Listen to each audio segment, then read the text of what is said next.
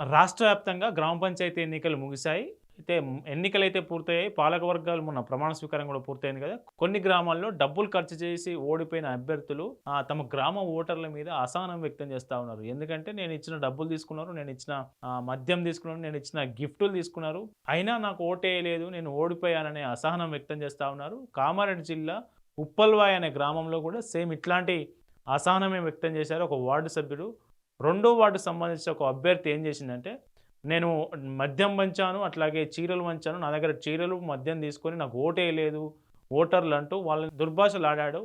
దీంతోని ఆ మహిళలు, ఆ వార్డులో ఉన్నటువంటి మహిళలు బాగా కోపం తెచ్చుకొని ఏవైతే చీరలు ఇచ్చిండో ఆయన చీరలు ఆయనకు బయట పెట్టిపోయారు. అట్లాగే ఆయన ఏవైతే మద్యం బాటిల్లు కొనిచ్చాడో, ఆ మద్యం బాటిల్లు మళ్ళీ వీళ్ళు కొని తీసుకొచ్చి అక్కడ పెట్టారు. ప్రస్తుతం ఈ వీడియో సోషల్ మీడియాలో వైరల్ అవుతా ఉంది.